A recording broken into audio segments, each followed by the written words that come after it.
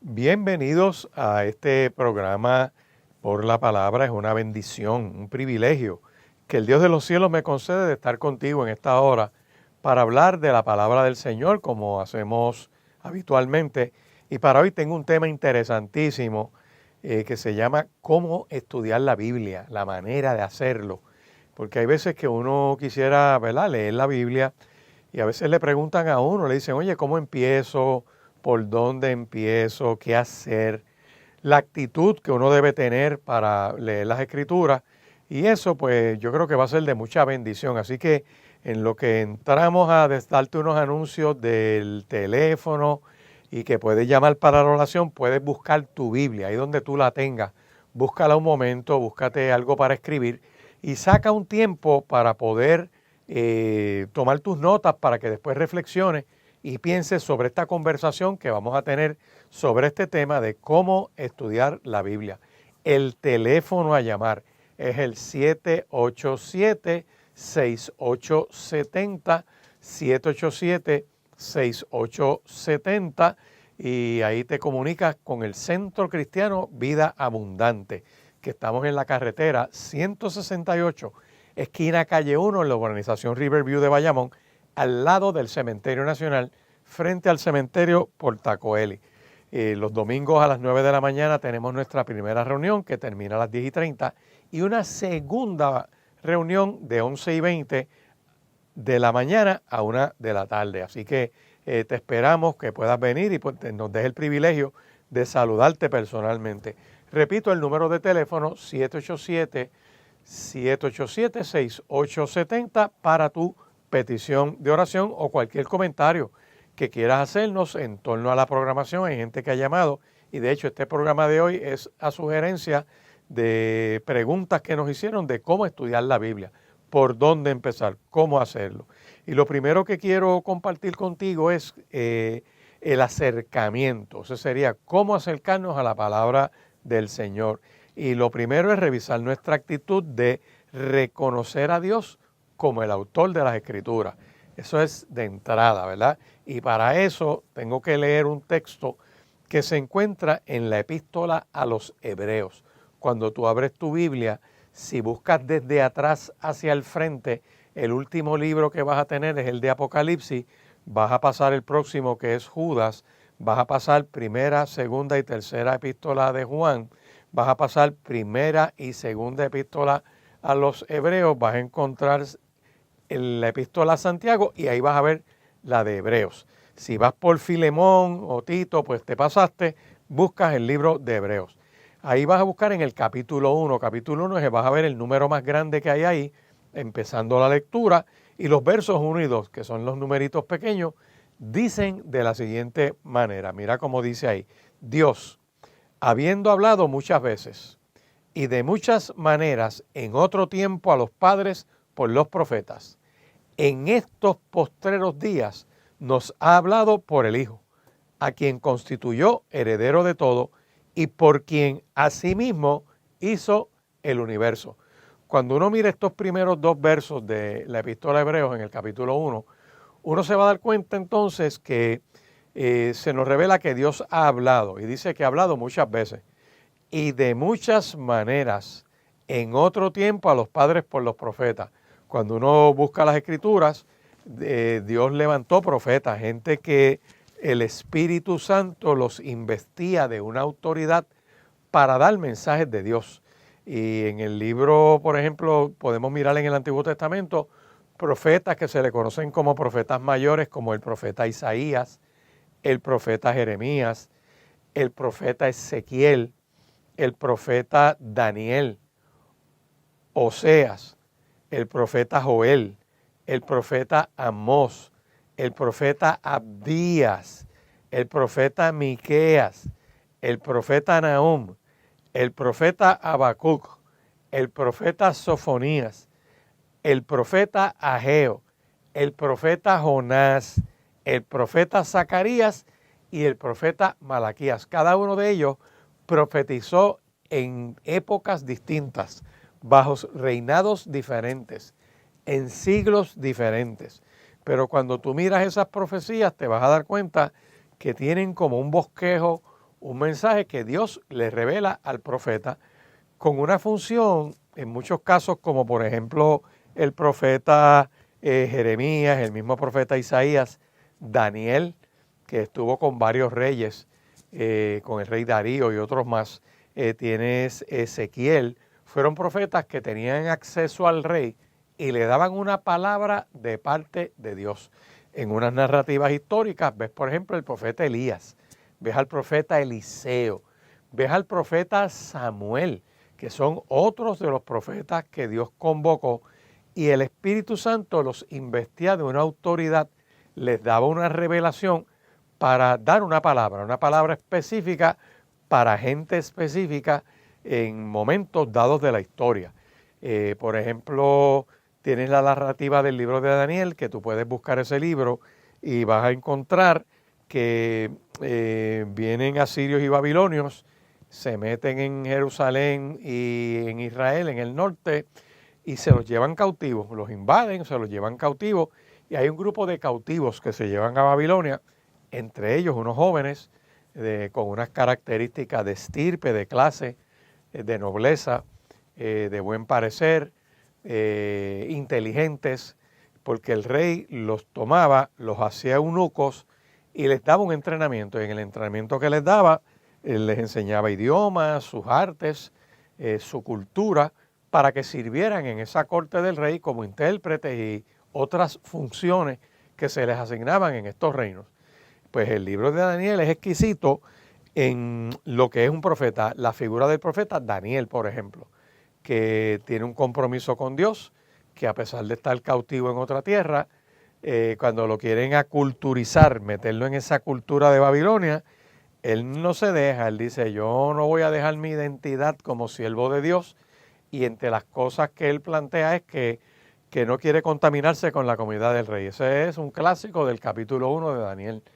Y te vas a dar cuenta que luego de unas cosas que ocurren ahí, Dios lo honra, porque el metredí, el maestresala, el que dirigía toda la parte de gastronómica del rey, le concede la petición y no le da de la comida del rey, le dio legumbres y no le dio de la misma comida del rey, porque él quería guardarse en un tipo, se le llama de ayuno de Daniel, que era un ayuno parcial, o sea, ingería alimento, pero cierto tipo de alimento para poder dedicar un tiempo a la oración y a la meditación, y esa es la manera de ayunar. Cuando los examinan al final de los 3 años, dice el texto, que los encontraron más sabios, más brillantes que los demás jóvenes que se habían llevado y se veían más saludables. Dios los honró. Pero cuando vas al capítulo 2, capítulo 3, capítulo 4 y todo el libro de Daniel, ves una serie de eventos proféticos que Dios le revela a Daniel, palabra de ciencia, le daba interpretación de sueños para poder hablarle al rey. El rey tiene una visión en un sueño, emite un decreto para que se lo interpreten, nadie se lo puede interpretar y Daniel es el que se lo interpreta. Y cuando él quiere premiar a Daniel por haber interpretado el sueño, nadie le dice, no, espérate, que esto me lo dio Dios, esto me lo reveló Dios, producto de mi oración y de mi entrega. Así otros pasajes más, tiene una visión en sueños allá para el capítulo 9 y el capítulo 10, donde ve al Hijo del Hombre, al anciano de días en el trono, una visión de Cristo y una palabra que Dios le da relacionada a esa visión. Así que Dios hablaba por medio de los profetas. Si vamos a los salmos, te vas por ejemplo al Salmo 19, te dice que los cielos cuentan la gloria de Dios. El firmamento anuncia la obra de sus manos. Que un día, cuando amanece, declara sabiduría, declara la obra de Dios. O sea, es otra de las maneras en que Dios habla. Cuando tú miras toda esta creación, te vas a dar cuenta que tanto en Génesis, que te narra de Dios como creador, como el que hace las cosas y que crea al hombre y a la mujer y les da unas asignaciones, por lo tanto, el dueño es Dios, el hombre y la mujer administramos para Dios y somos sus mayordomos. Eso implica que hay una responsabilidad y Dios le comunica al ser humano dándole soplo de vida, dándole aliento de vida, dándole espíritu, poniéndole espíritu en él, con la capacidad para comunicarse con Dios. Así que, y nos hace a su imagen y semejanza. De todas esas maneras, Dios nos ha hablado. Nos habla por medio de su creación, nos habla por medio de los profetas, nos habla en sueños, nos habla en visiones, nos habla en revelación directa, parusías que se narran en la Biblia. Por ejemplo, tú tienes un joven llamado Gedeón que está sacudiendo trigo en un lagar de vino, escondido de los madianitas, y de momento se le aparece el ángel de Dios y le permite verlo, y hay una revelación. Ahí tú tienes uno de los casos. Otro caso de parusías o revelación de Dios en la Biblia, el que te mencioné de Gedeón está en Jueces capítulo 6. Este otro es el de Moisés. Moisés está en el desierto llevando las ovejas de su suegro, ve una zarza que arde, camina hacia ella y Dios le habla. En medio de esa parusía, de esa revelación, de esa manifestación de Dios, Dios le habló. Tienes el caso, por ejemplo, de Jueces, donde capítulo 13, donde Dios se le revela a Manoa y a su esposa. Hay una revelación del ángel de Dios a ambos y les recibe la ofrenda y las quema sobre la piedra y se va en una llama de fuego al cielo. Les habló una revelación, una parusía. Mirando el Nuevo Testamento, una parusía poderosa la encuentras en Hechos capítulo 9, que es una manifestación de Dios al apóstol Pablo, y lo restrayan contra el piso y le hablan y le dicen: Saulo, Saulo, ¿por qué me persigues? Te estoy hablando de cómo estudiar la Biblia, cómo estudiar la palabra de Dios, y mirando Hebreos capítulo 1, los primeros versos, te dice que tenemos que reconocer a Dios como autor. ¿Por qué? Porque el mismo libro lo revela, ha hablado de muchas formas, de muchas maneras, en otro tiempo a los padres, refiriéndose a las generaciones anteriores, por los profetas, por medio de la creación, pero en este tiempo, dice la Escritura, que nos ha hablado por medio del Hijo, por medio de Cristo.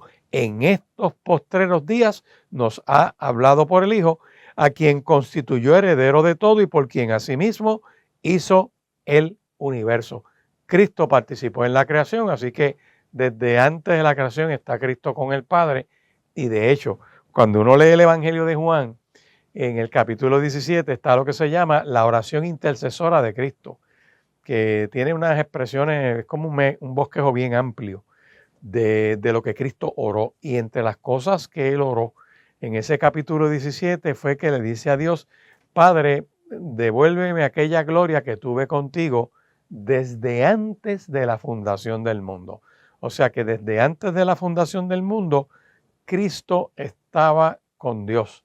De hecho, Hebreos dice que Cristo es el resplandor de esa gloria de Dios, que Cristo es la imagen misma de esa sustancia, y Cristo es quien sustenta todas las cosas con la palabra de su poder. Así que Dios ha hablado, y esa palabra de Dios es la que nosotros tenemos recogida por medio de los profetas, gente que Dios los inspiró por el Espíritu Santo para poder hablarnos. Lo segundo que tenemos que mirar al acercarnos a la Escritura es enfocarnos en Jesús como el personaje central de toda la Biblia. Cristo es el personaje central, es el que realmente se revela en la misma, como no solamente como partícipe de la creación, sino como el salvador del ser humano, el redentor de toda la creación. Y cuando vamos, por ejemplo, a un incidente interesante que ocurre en los evangelios, en el evangelio de Lucas, allá en el capítulo 24, vamos a ver que luego de la resurrección, Cristo se le aparece a unos discípulos que van camino en Maús. Y este texto es bien, bien importante. ¿Por qué razón? Porque los discípulos tenían una revelación, vamos a decir así, parcial, tenían un conocimiento histórico, habían vivido ese tiempo con Cristo allí, presenciaron los milagros, vieron muchas cosas. De hecho, cuando uno mira esa narración que está en Lucas 24, te la voy a leer, dice que dos de ellos iban a una aldea llamada Emmaús. Dice que iban hablando entre sí de todas aquellas cosas que habían acontecido. O sea, ellos vivieron lo que fue la crucifixión, el juicio de Cristo. Y mira lo que dice aquí. Dice, sucedió que mientras hablaban y discutían entre sí, Jesús mismo se les acercó y caminaba con ellos. Mas los ojos de ellos estaban velados para que no le conociesen. Y Cristo les dijo, ¿qué conversaciones son estas que tienen entre ustedes mientras caminan? ¿Y por qué están tristes? Ellos le responden y le dice uno que se llamaba Cleofas, le dijo, ¿eres tú el único forastero en Jerusalén que no ha sabido las cosas que en ella han acontecido en estos días? Y Cristo les contesta, ¿qué cosas? Y ellos le dijeron, de Jesús Nazareno, que fue varón profeta, poderoso en obra y en palabra delante de Dios y de todo el pueblo. Y cómo le entregaron los principales sacerdotes y nuestros gobernantes a sentencia de muerte y le crucificaron. Pero nosotros esperábamos que él era el que habría de redimir a Israel. Y ahora, además de todo esto, ya es el tercer día que todo esto ha acontecido. Fíjate que esa narración que está en Lucas 24 describe la actitud, la mentalidad de los discípulos, que a pesar de que caminaron con Cristo, que estuvieron con él, lo miraron solamente con un entendimiento histórico, diciendo, nosotros esperábamos que él iba a redimir a Israel. Eso lo dice el verso 21. Pero nosotros esperábamos que él era el que habría de redimir a Israel. Y ahora, además de todo esto, ya es el tercer día que todo esto ha acontecido. O sea, ellos esperaban un caudillo, un líder político, alguien que le metiera mano a los romanos y los libertara y pudieran recuperar aquella antigua gloria que tenía Israel. Ahí mismo empiezan a hablar de que unas mujeres le dieron el testimonio de que la tumba está vacía, de que esas mujeres vieron unos ángeles que le dijeron que Cristo resucitó, que fueron luego algunos de los discípulos y vieron que la tumba estaba vacía. Y ahí Cristo les dijo, oh insensatos y tardos de corazón para creer todo lo que los profetas han dicho. No era necesario que el Cristo padeciese estas cosas y que resucitara y entrara en su gloria. Y aquí viene, comenzando desde Moisés y siguiendo por todos los profetas, les declaraba en todas las escrituras lo que de él decían. O sea, el mismo Cristo le habla a estos discípulos que vivieron en su época, que caminaron con él, que vieron los portentos y los prodigios, pero su mentalidad, su actitud, su acercamiento, su enfoque hacia Cristo era de un caudillo, de un líder político, de alguien que los iba a alimentar del Imperio Romano, y no de aquel que era el Mesías, que era Dios encarnado, que es el que viene a mostrarnos y a enseñarnos el camino al reino de Dios. Porque el mismo Cristo dijo, yo soy el camino, soy la verdad y soy la vida. Te digo esto para que entendamos entonces que el enfoque de todas las escrituras es Cristo.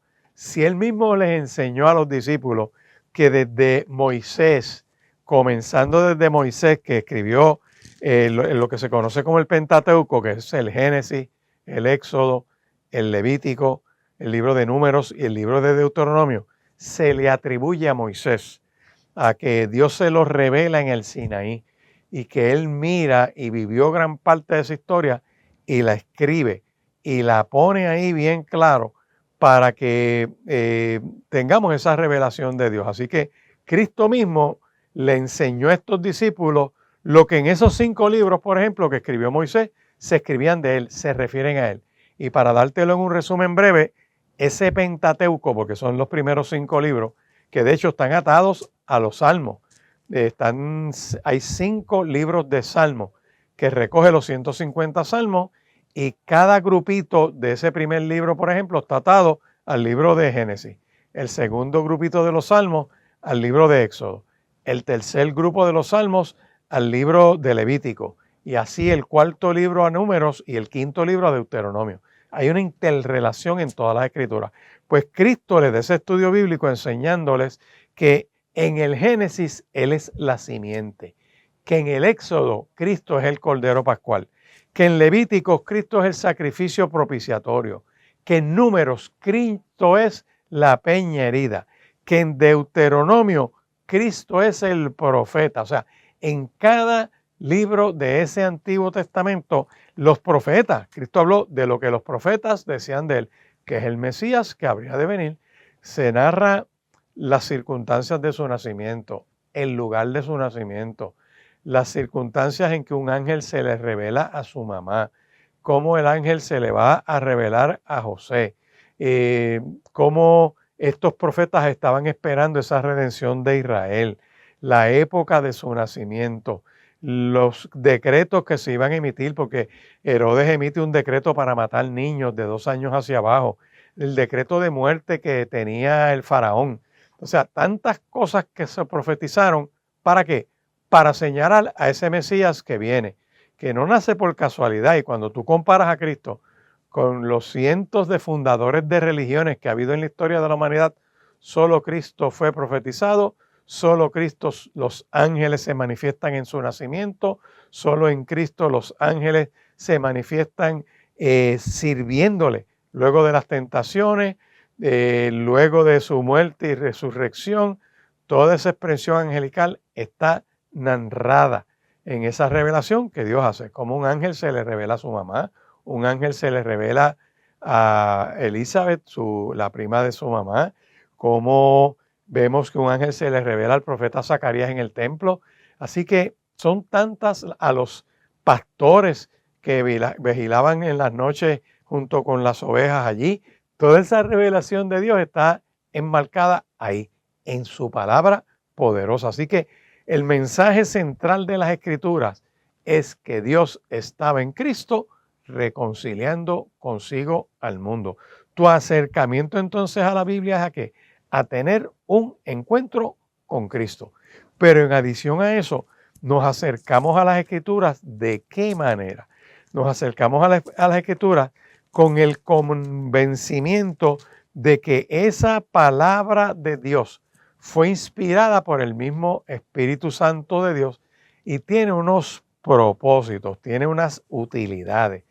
Uno se acerca a la Biblia dispuesto a recibir la instrucción de Dios.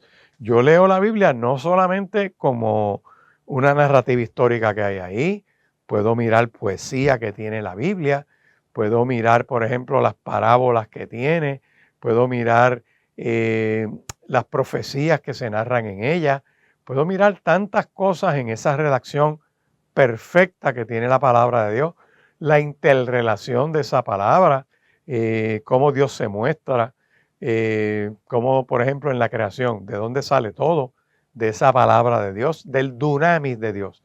Dios habla y ocurre una explosión.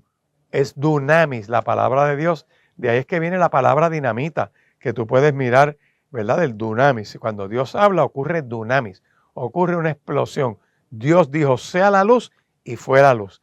De la nada creó lo que hoy existe. O sea, es el único que tiene ese poder y esa autoridad porque Él es Dios. Pues yo me acerco a la Biblia dispuesto a recibir la instrucción que Dios provoca por medio de esa revelación.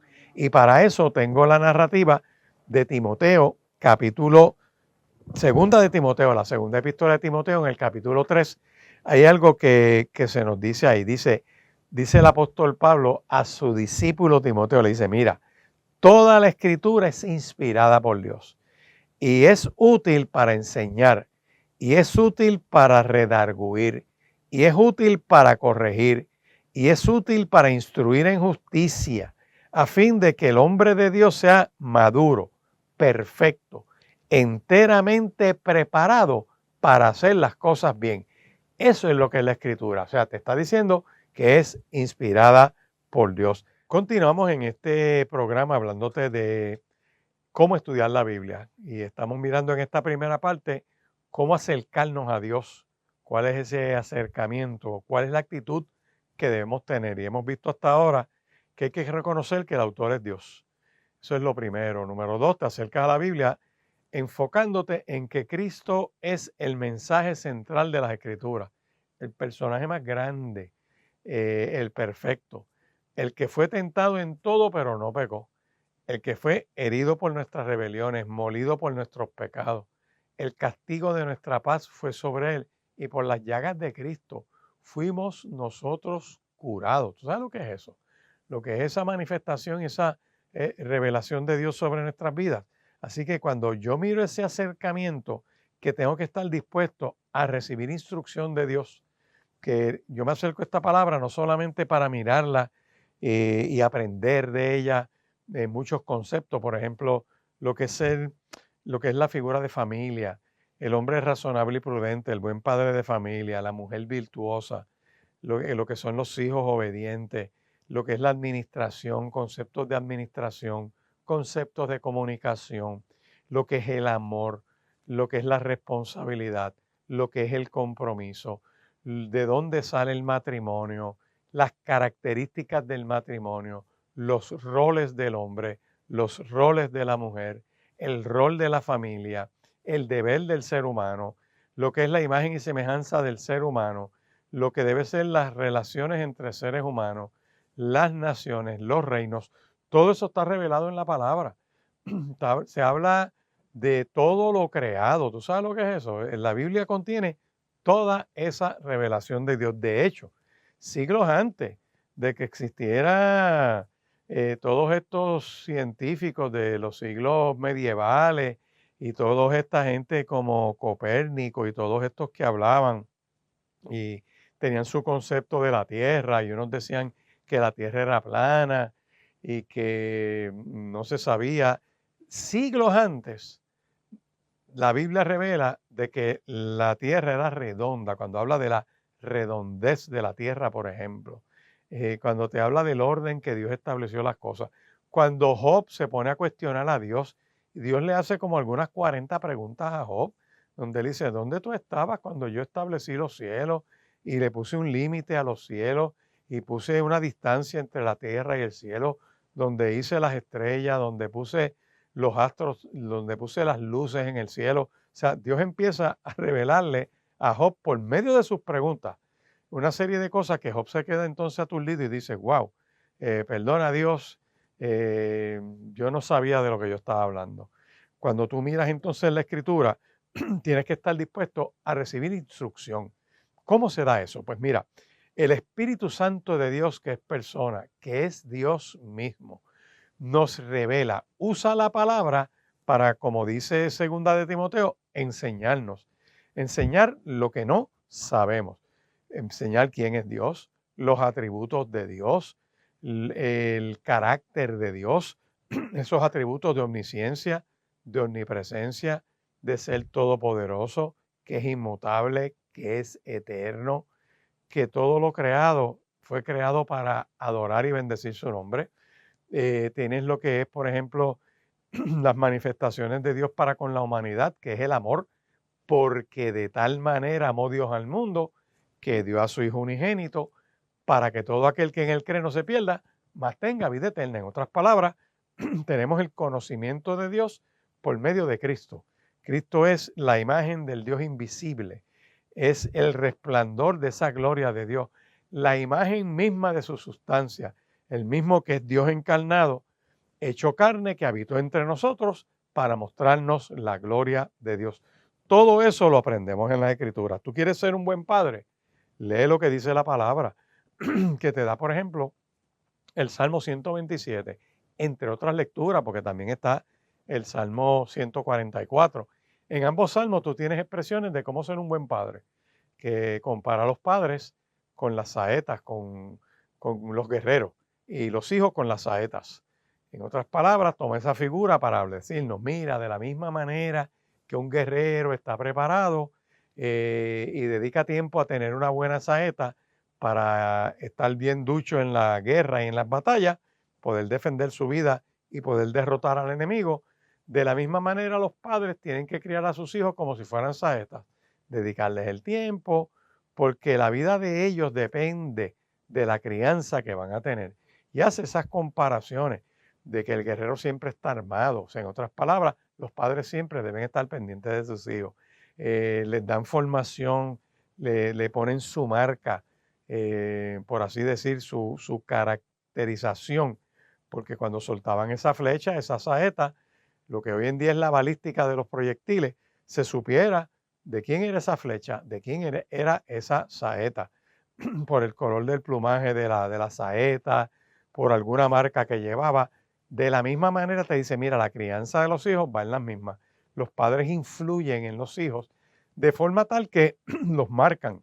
Tienen unas características. Esto es cuando tú ves la gente que ven un niño, ven un bebé y dice, ese es igual que el papá o ese es igual que la mamá. Mira, habla como el papá o camina como la mamá o tiene esas expresiones o esas mismas salidas que tienen sus padres. Esa es la marca de la crianza en los hijos, las reacciones que tienen.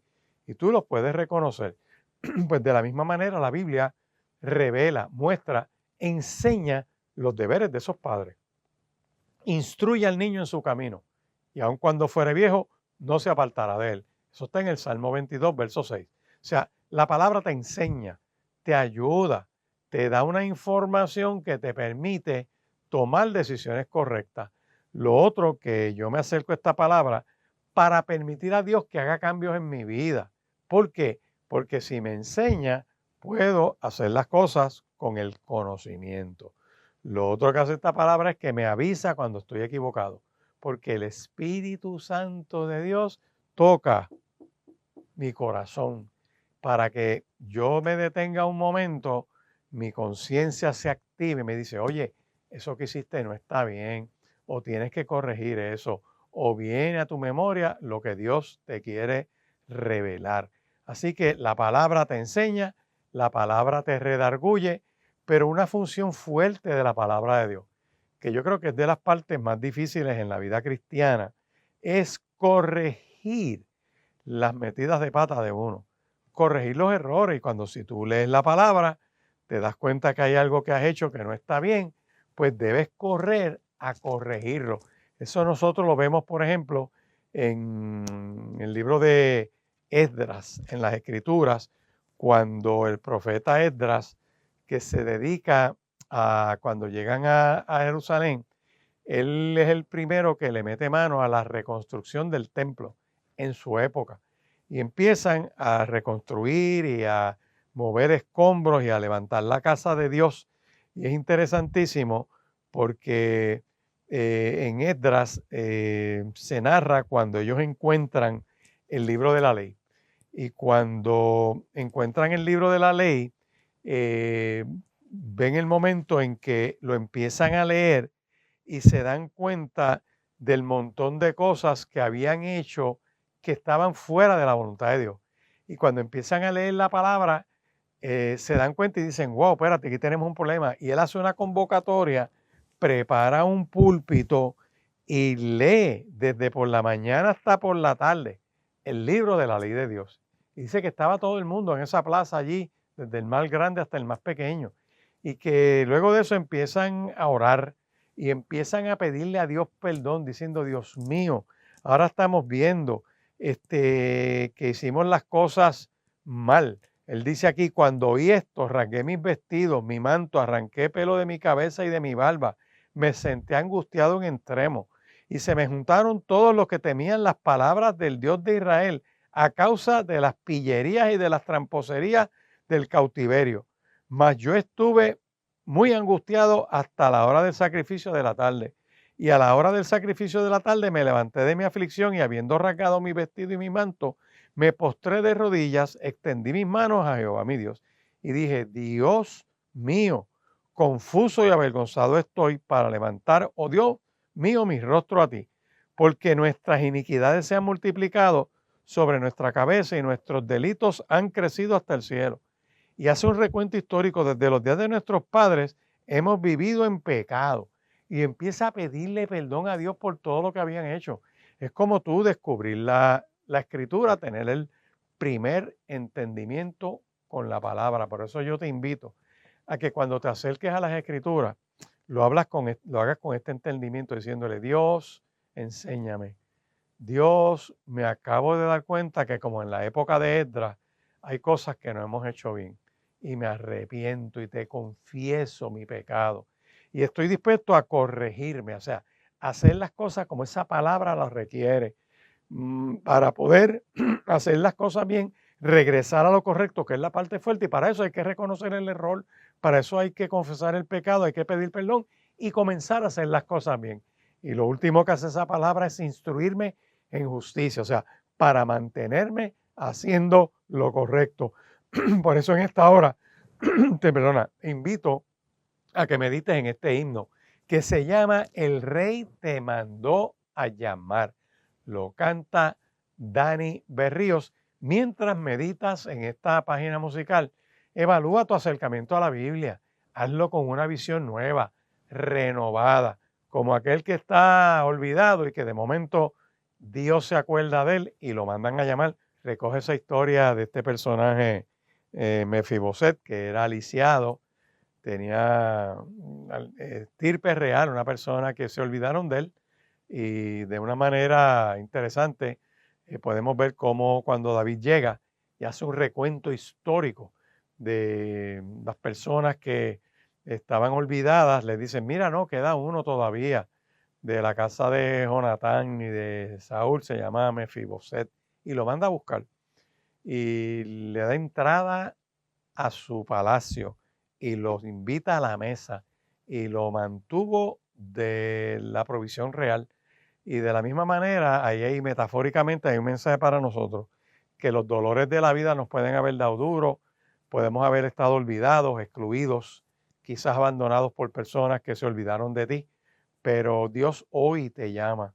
Hoy Dios te dice, quiero que te acerques a mí, te mando a buscar, ven, tengo provisión para ti, hay perdón para ti, hay sanidad para ti, hay liberación para ti. Y por eso puedes conocerme, por eso puedes tener relación conmigo, por eso puedes abrirte y decirle, Dios, te necesito. Dios, si lo que dice esta gente en la radio es verdad, yo te pido que tú te manifiestes a mi familia, que te manifiestes a mi vida, que aclares mi mente, que aclares mi corazón. Renuncio al enojo, renuncio a la soberbia, al coraje, al enojo, a la amargura, a la ira, a la contienda, a todo aquello que me ha distanciado de ti. Reconozco que eres mi Señor y mi Salvador. Acércate a esta palabra poderosa, convencido de que Dios te puede cambiar. Uno mismo no se puede cambiar, pero si uno se abre a que Dios cambie a uno, su palabra es perfecta. Me gusta mucho, como lo dice el Salmo 19, que la ley de Jehová es perfecta, que convierte el alma. Quieres alinear tus sentimientos, tu entendimiento, tu interacción con los demás seres humanos. Permite que Dios, por medio de su palabra, haga una obra poderosa en ti. Así que la manera de acercarnos ya hemos visto que es reconociendo a Dios como el autor de esa palabra. Hemos visto que estudiamos la Biblia enfocados en Cristo, ver cuál es ese propósito que Dios tiene para nosotros, estar dispuestos a recibir la instrucción de Dios para poder ejercer nuestros roles con el entendimiento correcto, hacerlo de la manera que sea conforme a esa voluntad de Dios, con la actitud de permitir que Dios nos cambie.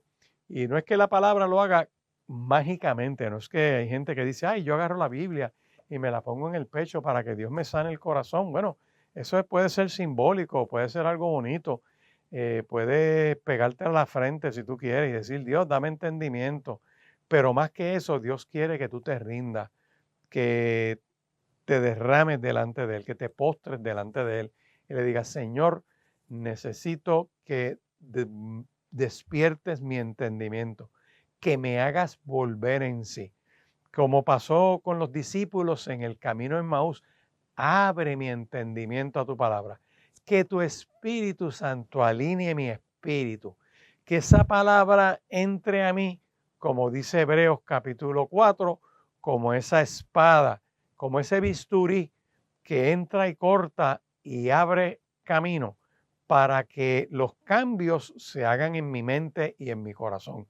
Esa expresión de Hebreos capítulo 4 yo la repito con cierta frecuencia en este programa por varias razones. Uno, porque esta es quizás la primera vez que lo sintoniza. Otro, porque quizás no escuchaste esa parte cuando hablé de eso en otros programas, pero en este tenemos la oportunidad de revisar lo que nos dice esa palabra de Hebreos, que es una espada que entra hasta partir el alma, que discierne las coyunturas y los tuétanos y las intenciones del corazón.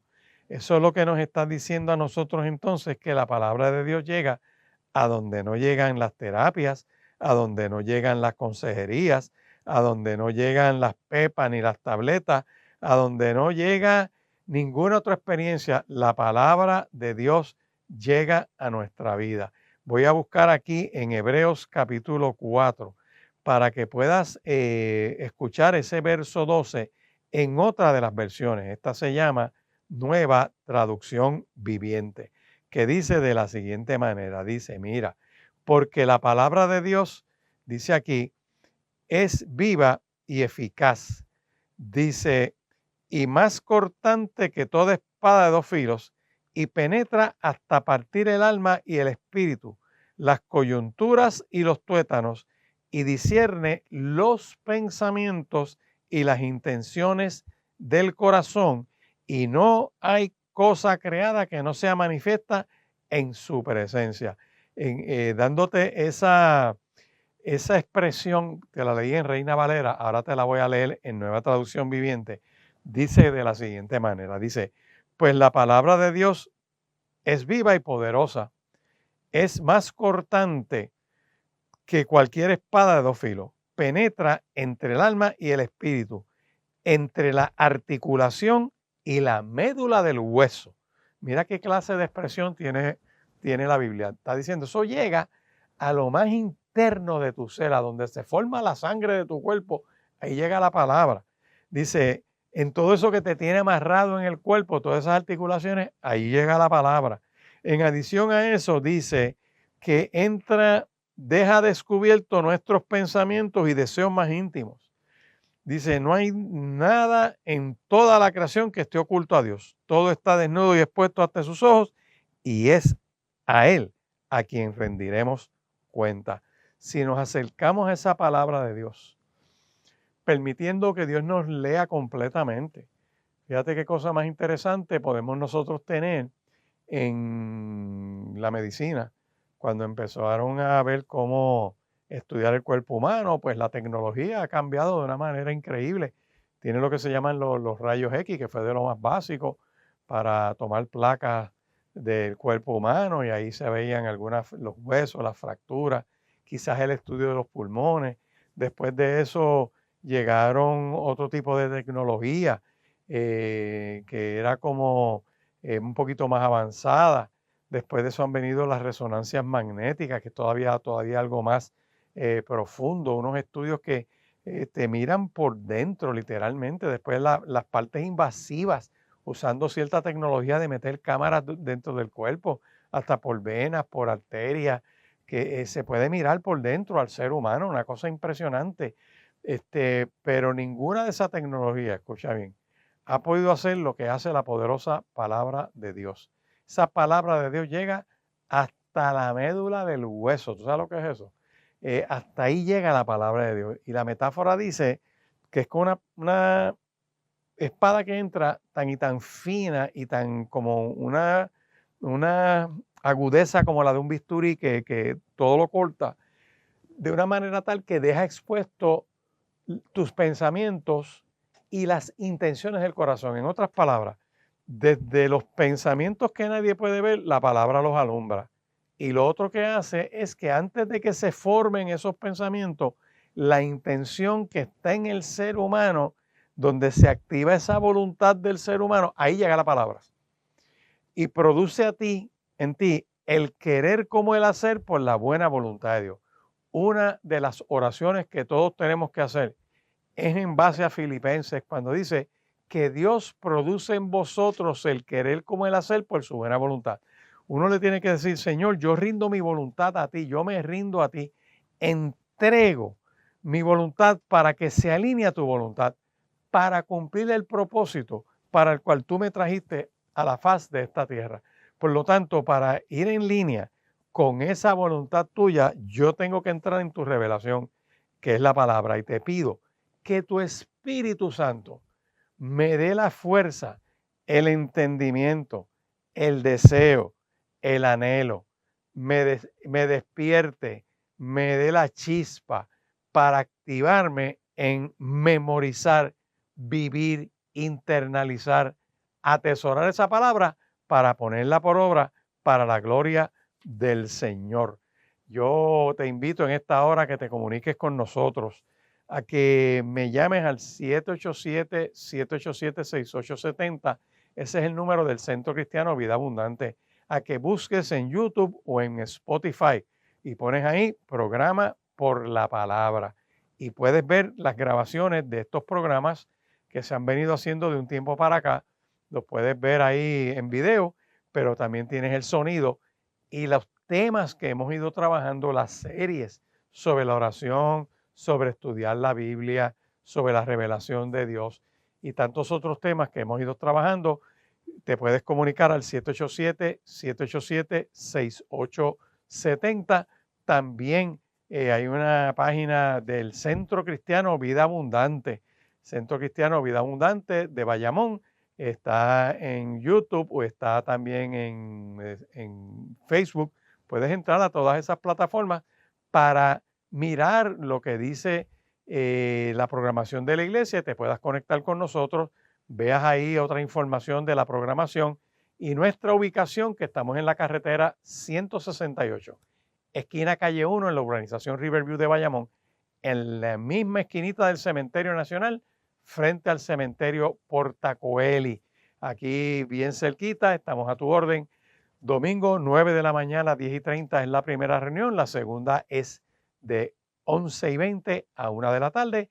En ambas experiencias queremos tener el privilegio de recibirte y en la que comienza a las 11:20 abrimos Casa Elim, que es la iglesia del niño, para que los puedas traer y se junten y se gocen con nosotros. Es una bendición que Dios me concede de seguir hablando contigo sobre este tema precioso que se titula Cómo estudiar la Biblia.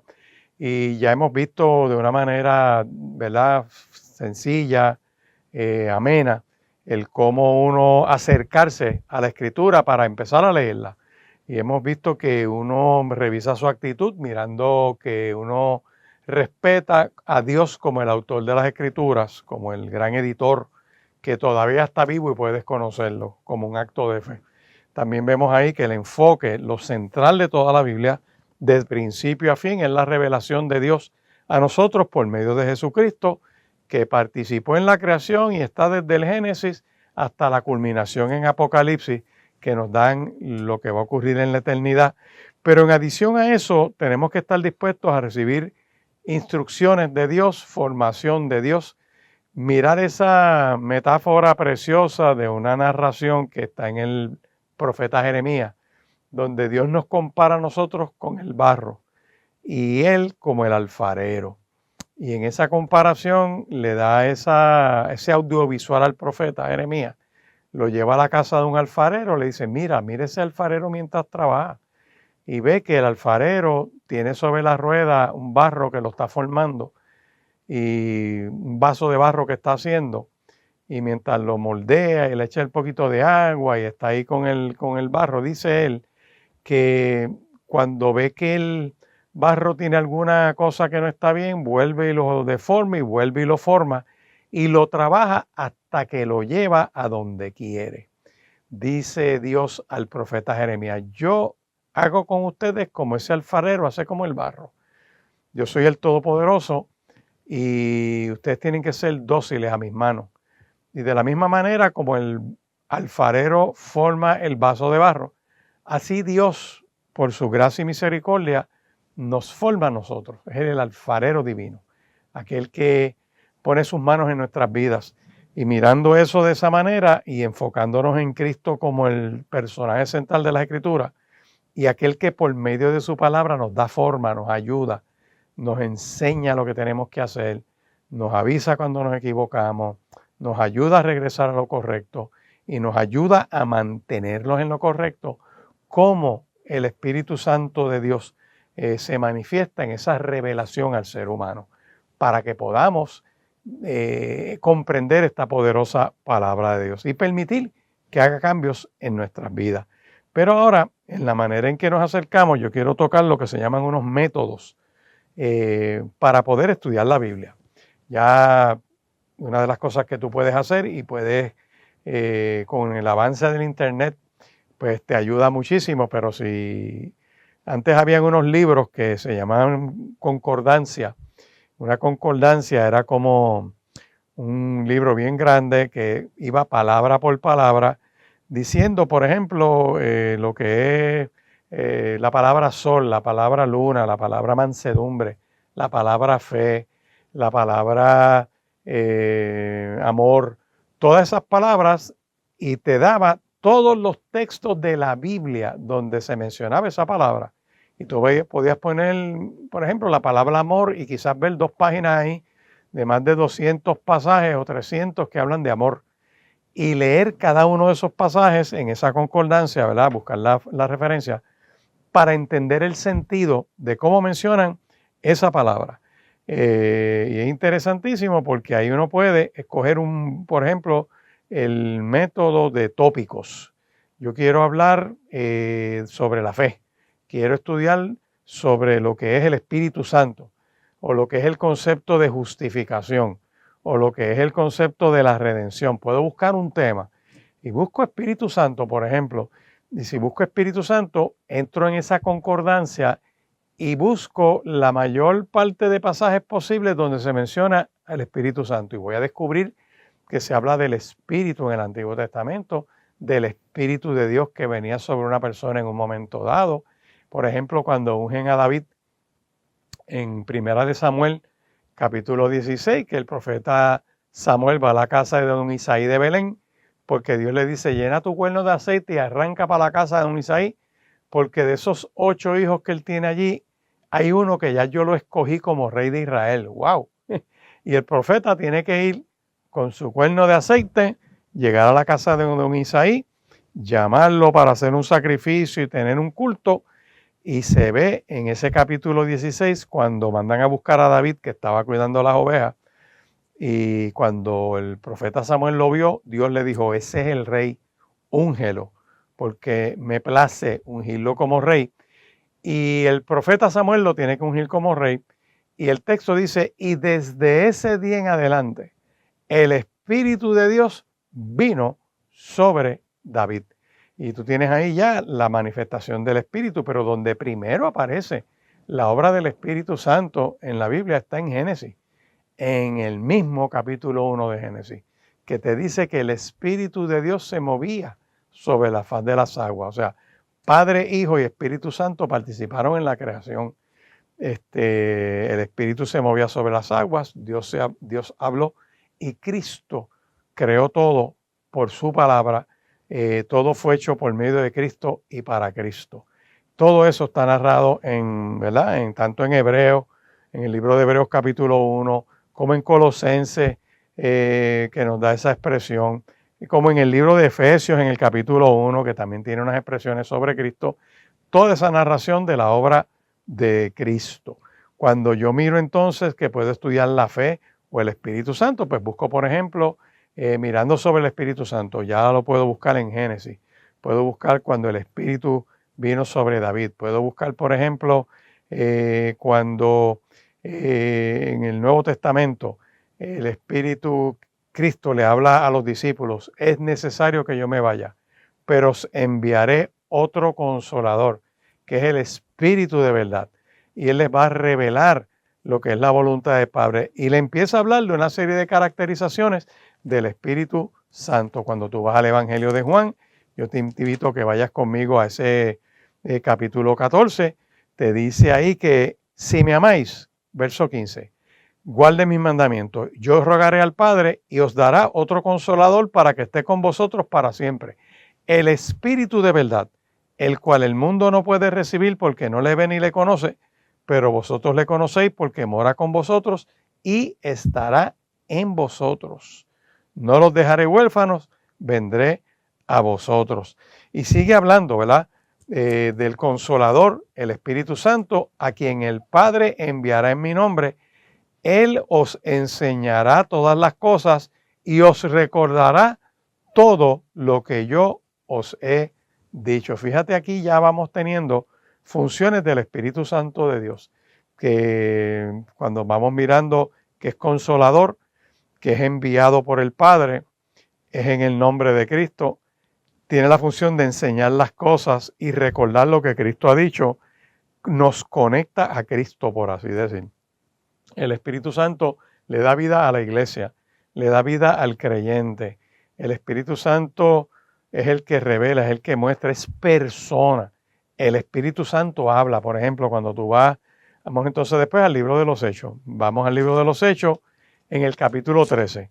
Mira lo que pasó ahí, que había un grupo en lo que se llama la iglesia de Antioquía. Dice, había entonces en la iglesia que estaba en Antioquía profetas y maestros, Bernabé, Simón el Negro, Lucio de Cirene, Manaén, el que se había criado junto con Herodes el tetrarca y Saulo, ministrando estos al Señor y ayunando. Y aquí viene, dijo el Espíritu Santo, apártenme a Bernabé y a Saulo para la obra a la que los he llamado.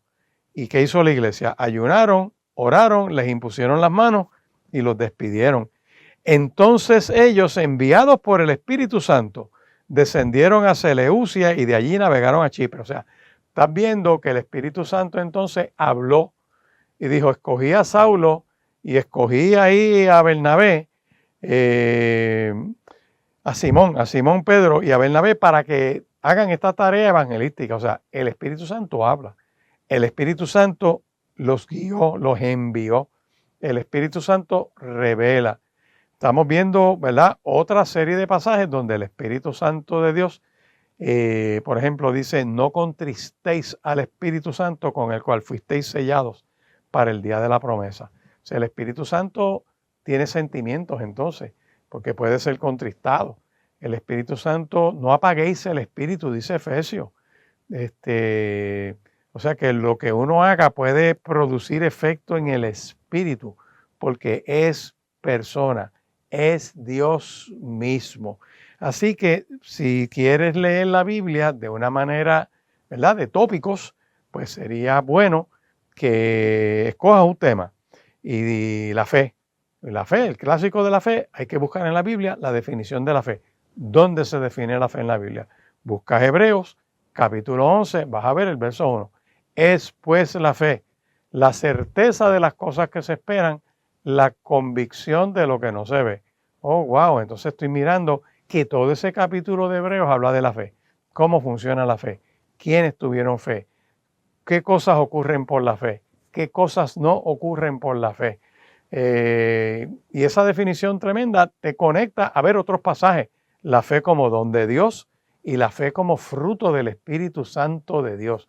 Wow, espérate. La fe que Dios reparte por medio de los dones y la fe que se da como fruto, el fruto de la relación con el Espíritu Santo de Dios. Así que yo te invito en esta hora a que escojas un tema y digas, lo voy a estudiar. Y busques una concordancia bíblica que aparece en tu teléfono, la puedes buscar en esos motores de búsqueda y puedes poner ahí concordancia bíblica y entras a una concordancia electrónica, pones fe y te van a salir todos los pasajes que hay en la Biblia que hablan de la fe.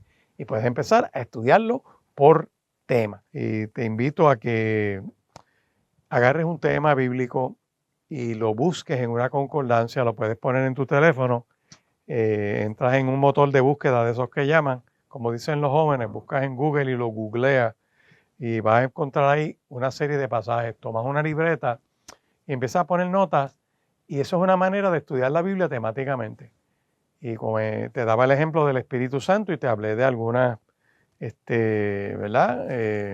pasajes que menciona la persona del Espíritu Santo. Como el Espíritu le impidió en un momento dado a los apóstoles ir a un lugar. Y después el Espíritu les revela y les habla y les permite ir a otro lugar. O sea que el Espíritu Santo es persona, el Espíritu Santo es Dios y tiene una función de conectarnos a Cristo, de abrir nuestro entendimiento a la Escritura.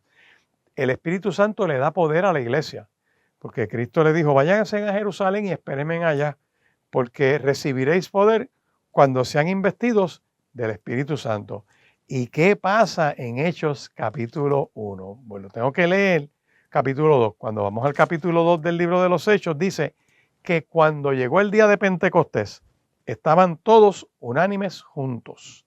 De repente vino del cielo un estruendo, como de un viento recio que soplaba, el cual llenó toda la casa donde estaban sentados. Se les aparecieron lenguas repartidas como de fuego, asentándose sobre cada uno de ellos, y fueron todos llenos del Espíritu Santo, y comenzaron a hablar en otras lenguas, según el Espíritu les daba que hablasen. Moraban entonces en Jerusalén judíos, varones piadosos, y de todas las naciones bajo el cielo. Y hecho este estruendo, se juntó la multitud, y estaban confusos, porque cada uno les oía hablar en su propia lengua. Y estaban atónitos y maravillados, diciendo: miren, ¿no son galileos todos estos que hablan? ¿Cómo pues les oímos nosotros hablar cada uno en nuestra lengua en la que hemos nacido? Y te da una caracterización tremenda. Te voy a mencionar algunas de las naciones que están mencionadas aquí. Vamos a buscar en el libro de Hechos, y perdone que tome estos segunditos, pero tengo que hacerlo porque dice, tienes aquí gente de diversas naciones, como partos, medos, elamitas, los que habitan en Mesopotamia, Judea, en Capadocia, en Ponto, en Asia, en Frigia, en Panfilia, en Egipto, en las regiones de África más allá de Cirene, y romanos aquí residentes, tanto judíos como prosélitos, cretenses y árabes. Les oímos hablar en nuestras lenguas las maravillas de Dios. Y estaban todos atónitos y perplejos, diciendo unos a otros: ¿qué quiere decir todo esto? Claro, más otros, burlándose, los de la ideología woke, decían: estos están borrachos. Cuando yo miro lo que dice Hechos capítulo 2, de esa manifestación de Pentecostés, dice que en esa ocasión había judíos devotos de todas las naciones que vivían en Jerusalén, que cuando oyeron el fuerte ruido, todos llegaron corriendo y quedaron desconcertados al escuchar sus propios idiomas hablados por los creyentes. O sea, la manifestación del Espíritu Santo puso a los discípulos a hablar idiomas, no disparate, no esas idioteces y esas incoherencias que tú escuchas gente por ahí decir como que están hablando lengua. Aquí en la manifestación de Pentecostés, el original, arrancando el día de Pentecostés, dice que estaban totalmente asombrados. ¿Cómo puede ser?, exclamaban. Todas estas personas son de Galilea, y aún así los oímos hablar en nuestra lengua maternal, no en disparates, no en incoherencia. Aquí nosotros somos partos, medos, elamitas, gente de Mesopotamia, Judea, Capadocia, Ponto, de Asia, de Frigia, de Panfilia, de Egipto, de Libia, alrededor de Cirene, visitantes de Roma, tanto judíos como convertidos al judaísmo, cretenses y árabes. Y todos oímos a esta gente hablar en nuestro propio idioma acerca de las cosas maravillosas que Dios ha hecho. O sea que toda esa manifestación de glosolalía, de varias lenguas, de varios idiomas, se da como efecto de que de la manifestación del Espíritu Santo. Así que estamos viendo que el Espíritu Santo causa impacto en la gente. Hay otras manifestaciones más. Cuando te habla de que el Espíritu Santo era impartido por la oración de los apóstoles, imponían las manos y la gente recibía el Espíritu Santo. Hay una exhortación en el libro de Efesios capítulo 5, dice: sed llenos del Espíritu. ¿Y cómo se llenan del Espíritu? Cantando entre vosotros con salmos, con himnos y cánticos espirituales, escudriñando la palabra. Es una relación total con Dios. Por eso yo te invito a que puedas usar ese método de temático, por así decir, por tópico, que te ayuda a buscar diferentes referencias en unas concordancias. También hay algo que se llama diccionario bíblico. el diccionario bíblico puedes poner en la búsqueda de internet y te va a dar varios. ¿Por qué los diccionarios bíblicos? Porque tú vas a descubrir que la Biblia fue escrita originalmente, su Antiguo Testamento, en el lenguaje hebreo y algunas partes en el lenguaje arameo. Y el Nuevo Testamento se recoge escrito en el idioma griego koiné. Por lo tanto, como esas son las escrituras originales que existen, de las cuales hay fragmentos y muchos pedazos, y la Biblioteca del Vaticano tiene muchos de esos textos originales, pues fueron traducidos a través de los siglos por gente experta. Tiene, por ejemplo, lo que se conoce como la traducción Reina Valera, entre otras, hay muchas. Varias más, pero la de Reina Valera, Cipriano de Valera y Casiodoro de Reina fueron dos los que se dedicaron a traducir la Biblia. Uno primero, el otro fue sobre la traducción del anterior, y así se ha traducido al alemán, al inglés, a cientos de idiomas en todo el mundo. Es el libro más vendido en la historia de la humanidad. Todavía es el más vendido, el más que se produce. Y tenemos el beneficio en este tiempo de contar con varias traducciones de la palabra de Dios. En el caso del español, pues imagínate, tienes la Biblia Nácar Colunga, tienes la Nueva Traducción Viviente, tienes lo que se llama Dios habla hoy, tienes la Palabra de Dios para todos, tienes un montón de traducciones en inglés, en varios idiomas, que eso te enriquece y te ayuda a poder entender mejor los textos. Tú has notado que en muchas de las ocasiones yo cito la Biblia con traducciones, por ejemplo, Nueva Traducción Viviente, a veces puedo usar Palabra de Dios para Todos, la Nueva Versión Internacional, Biblia del Jubileo, la Biblia de las Américas, la Reina Valera Antigua. Por ejemplo, Reina Valera anterior al 60, que te hablaba de, es pues la fe la sustancia de las cosas que se esperan. ¡Wow! Es pues la fe la certeza, y por ahí siguen otras versiones, ¿verdad? Es pues la fe la certeza de las cosas que se esperan. Dice la versión que se usa de Reina Valera, más actualizada. Pero la anterior decía, es la fe la sustancia. Pues eso te ayuda a entender y mirar la escritura de otra manera. Así que buscar diccionarios bíblicos te va a llevar a la palabra original. Y por ejemplo, al mirar en esa palabra original, tú buscas la palabra bautizo y vas a descubrir que en el original la palabra bautizo tiene varios significados.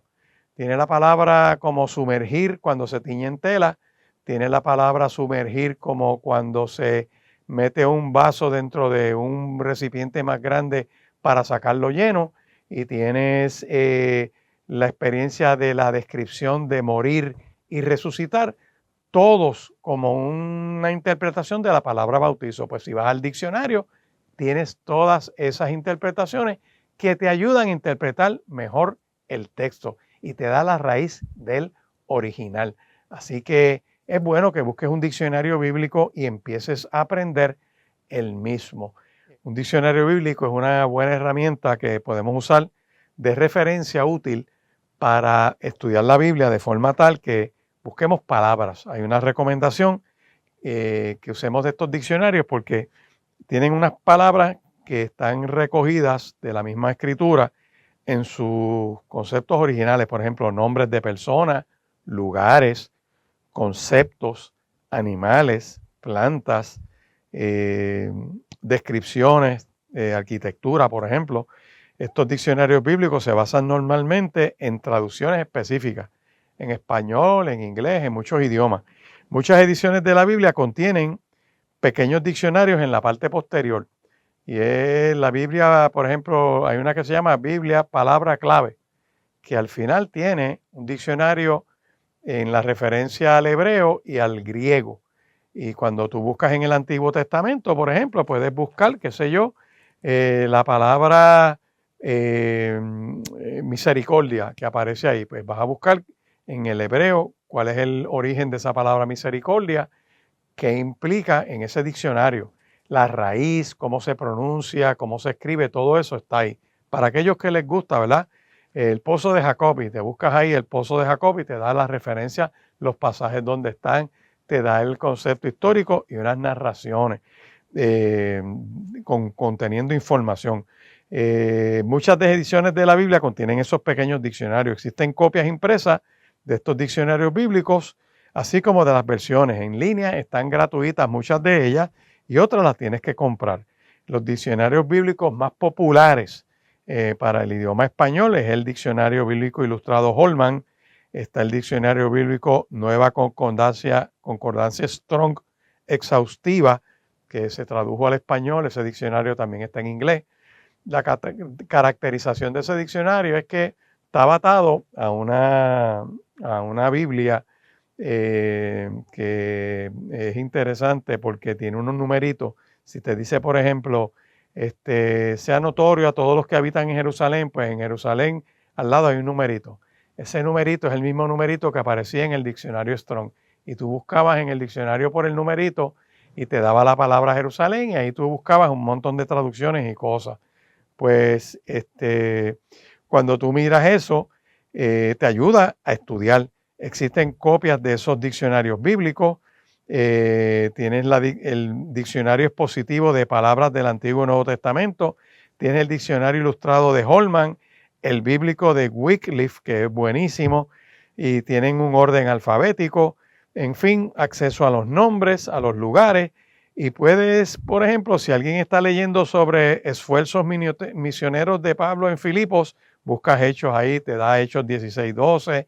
Y si quieres saber sobre más de esa ciudad, pues pasas al diccionario y buscas el nombre de esa ciudad. Y ahí tienes información buenísima. Por ejemplo, uno aprende que la iglesia se regó por todo ese Nuevo Testamento, comenzó en Jerusalén. Pues tú dices, wow, espérate, Jerusalén, ¿qué pasó aquí? No dicen que era Roma, no, Roma es una de las iglesias que se desarrollaron, pero tú tienes, por ejemplo, el Baja Apocalipsis. Cuando ves la revelación que Dios le dicta al apóstol Juan en la isla de Patmos, le dice, escribe estas cartas a las iglesias que están en Asia. ¡Wow! Y de momento tú ves que había iglesias en Sardis, en Tiatira, en Esmirna, en Laodicea, en Filadelfia. Tú dices, espérate, todas esas estaban regadas en Asia. Tenías iglesias en Capadocia, en Ponto. Tenías iglesias, por ejemplo, en Jerusalén, en Judea, en Samaria. Tenías iglesias, por ejemplo, en Colosas. Había iglesia en Éfeso, donde estaba el templo de Diana de los Efesios. Tenías en Antioquía, que fue una iglesia bien misionera, una iglesia que financió los 4 viajes misioneros del apóstol Pablo. Los que pusieron los billetes fue la gente de Antioquía. Montaron un instituto bíblico en Antioquía. O sea, allí fue un mover poderoso de Dios. Llegaron hasta España. Dice que era un anhelo del apóstol llegar hasta España. Hasta Roma, que en Roma entonces ocurre... era el imperio que dominaba cuando en la época de Cristo, así que en Roma Pablo llega por un caso que le fabrican y él apela al César, y como era ciudadano romano, dice, al César apelaste, al César irás, y se lo llevan para Roma. Y estando preso en Roma, estuvo un par de años allí en Roma y escribió y produjo esa epístola a los romanos, que es el tratado jurídico que te describe la obra salvífica de Dios por medio de Cristo. El deseo de Pablo de visitar a Roma, cómo se produce esa carta hacia la gente en Roma, te habla del poder del Evangelio, te habla de la culpabilidad del hombre, del justo juicio de Dios, de los judíos y la ley, te habla de la justicia que es por medio de la fe. Te dice que no hay nadie justo por sí mismo, que no hay justo ni aun uno, por cuanto todos pecamos y estamos destituidos de la gloria de Dios. Ese libro de Romanos te habla del ejemplo de Abraham, de la promesa realizada mediante la fe, de los resultados de la justificación por la fe, de que estamos muertos al pecado, que somos siervos de la justicia, que hay una analogía tomada del matrimonio. Está hablando del pecado que mora en el ser humano, está viviendo en el Espíritu. ¿Te acuerdas que ahorita hablábamos del tema del Espíritu Santo? Pues si quieres meterte en el tema del Espíritu Santo, tienes que leerte el capítulo 8 del libro de Romanos completito. te habla de que somos más que vencedores, te dicen cómo Dios escogió a Israel, te habla de la justicia que es por la fe en Cristo, te habla del remanente de Israel y te explica que la salvación viene de los judíos, que ese pueblo le falló a Dios y Dios permite por medio de Cristo el misterio de la iglesia, que está injertada en el árbol de Israel, que somos una rama injertada a ese árbol, que el plan de Dios es para judíos y gentiles, es para toda la humanidad.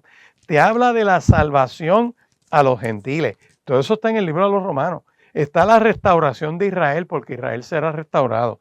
Te habla entonces de los deberes cristianos, cómo deben vivir los cristianos. Te habla de los débiles en la fe, cómo hay que ayudarlos. O sea, te da toda una serie de revelaciones de Dios. Pablo se propone ir a Roma, termina ese libro diciendo eso, le dedica esa epístola a los romanos y hay unos saludos personales a unas cuantas personas y termina con una doxología final.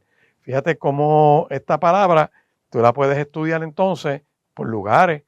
O sea, yo descubriendo el estudio de los lugares veo que la iglesia empezó en Jerusalén, siguió en Judea, Samaria, se expandió a toda la tierra. La iglesia no nació en Roma. Eso es un disparate de los que no han leído la Biblia. La iglesia, cuando por eso te hablan de dónde era Cristo, pues de Belén de Judea. Eso de que vendrán falsos cristos, caso de Puerto Rico, hubo uno que se decía ser el Cristo de Ponce, José Luis de Jesús Miranda se llamaba ese farsante. Y hubo un grupo que lo seguía y decía que él era Dios encarnado y que él era el Hijo del Hombre. Y un grupo lo seguía como si fuera el Cristo y se murió, está muerto, podrido en la tumba. Ahí se desapareció. ¿Dónde está esa gente? ¿Dónde meten la cara ahora? ¿Tú crees que iban a hacer un Cristo en Ponce? ¿En serio? Pues no leen la Escritura. Otros que se revelan como Cristo. Y cuando venga el anticristo, pues yo entiendo que debe venir de esa área, porque si es contrario a Cristo, debe tratar de confundir al pueblo y por lo tanto vendrá de ahí con ese disfraz. Pero lo que quiero que veas es que cuando tú lees la Biblia y empiezas a estudiarla temáticamente, puedes usar buenas herramientas que hay para escudriñar la Biblia. También vamos a ver que la puedes estudiar en referencia usando esas concordancias y diccionarios y resumir esas enseñanzas. Y hay buenos estudios bíblicos. Hay una página de internet que yo recomiendo mucho, se llama Blue Letter Bible. Blue de azul, letter de letra y Bible de Biblia. Tú buscas esa página y tienes ahí toda la Biblia desmenuzada en ese diccionario. Y buscas por palabras en específicas y te pones, por ejemplo, pones la palabra espíritu en uno de los pasajes, buscas, por ejemplo, Romanos capítulo 7 y al buscar el capítulo 7 te lo da por versículos. Buscas el verso 10, el verso 6. Dice, pero ahora estamos libres de la ley por haber muerto para aquella que estábamos sujetos. Buscas la palabra ley, por ejemplo. De modo que sirvamos bajo el nuevo régimen del espíritu. Buscas el espíritu en mayúscula. Buscas ahí en el diccionario griego espíritu, te va a dar la palabra y te pone una serie de caracterizaciones y del original de dónde viene y cómo se produce y cómo se pronuncia en el idioma griego koiné. Así que te ayuda a esa interpretación. Antes de la pausa del segmento anterior te usaba, por ejemplo, la palabra baptizo, de cómo se traduce 4 resultados distintos o definiciones distintas que te llevan a 4 maneras de ver el texto de manera distinta. Por eso los diccionarios enriquecen. Así que está el método paralelo, que tú puedes comparar pasajes paralelos de la Escritura que se menciona en el mismo evento. Por ejemplo, la entrada triunfal a Jerusalén o la cena del Señor, que está mencionada en los 4 evangelios. Y tú ves detalles que hay en unos, que hay en otros. Las legendarias 7 palabras, que esas no están todas corridas en el mismo texto, están distribuidas en los 4 evangelios. Así que es importante que empecemos a estudiar la Biblia, ¿verdad?, de una manera más sistémica.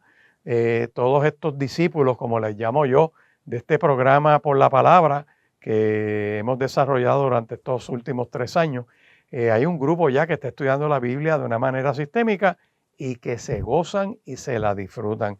Puerto Rico necesita ser lleno de su Espíritu Santo para que podamos vivir quieta y reposadamente, para que vuelva la cordura a los poderes gubernamentales, a que las ramas de gobierno entren en la cordura del Espíritu de Dios y respeten la vida humana, que respeten el derecho a la existencia de los demás seres humanos, que se protejan a todos y no a algunos, que se abran a ese propósito divino.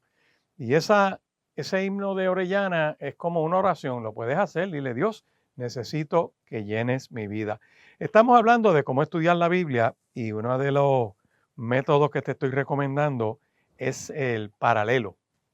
Método paralelo es que tú tomas un tema o tomas un pasaje y buscas dónde está repetido en otros lugares de la Biblia. Y te daba como ejemplo las 7 palabras, lo que se llama las 7 palabras en Semana Santa, que es el sermón clásico que se utiliza, y aquellos que pues lo han estudiado entienden que es como un bosquejo de lo que ocurre en la cruz. Se hablaron muchas palabras en la cruz. Y en la narrativa de la crucifixión se recoge cosas que Cristo dijo desde la cruz. Por ejemplo, las 7 palabras. Las 7 palabras no están en uno solo de los evangelios. Cuando tú miras, las 7 palabras están regadas en los 4 evangelios.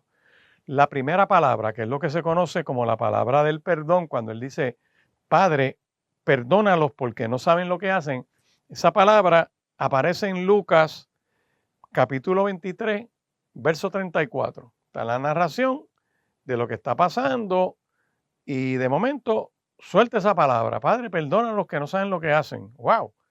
Aquel que habló del perdón, aquel que enseñó el perdón, aquel que perdonó los pecados, cuando le toca el momento de sufrir y vivir la injusticia en la cruz, del caso que le fabrican, del juez corrupto o los jueces corruptos que ven su caso, que se vendieron a favor de la opinión pública, que eso es uno de los problemas grandísimos cuando una judicatura le preocupa más los medios de comunicación. Se acabó la justicia. Eso ocurrió ahí. Y el que dice: Padre, perdona a los que no saben lo que hacen, arrancó con esa palabra.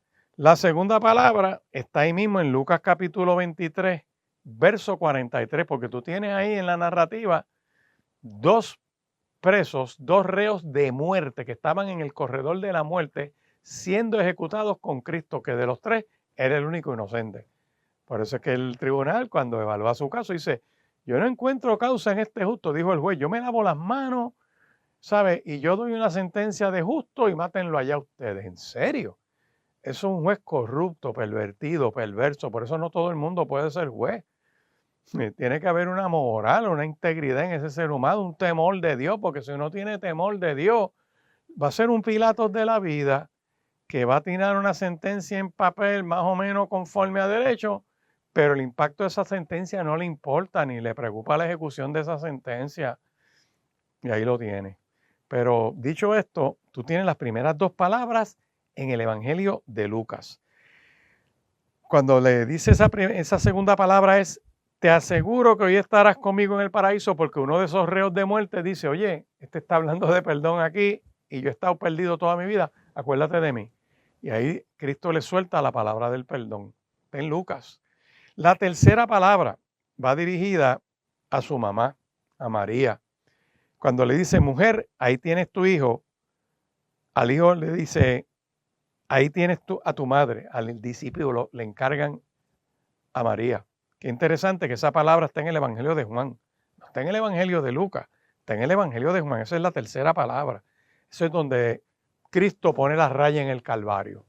Mamá, tú hiciste lo que tenías que hacer, pero ahora el que es sacrificado por el pecado de la humanidad soy yo.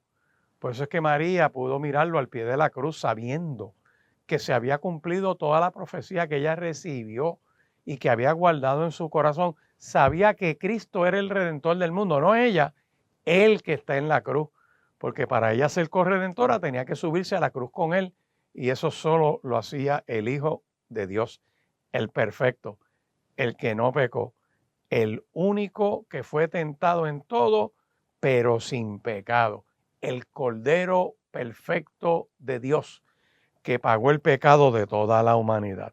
Esa palabra está en Juan capítulo 19, versos 26 y 27. Después la palabra de Cristo, cuando Él está diciendo, Dios mío, ¿por qué me has abandonado? Está en Mateo capítulo 27, verso 46, y es la única palabra que está en Marcos, capítulo 15, verso 34.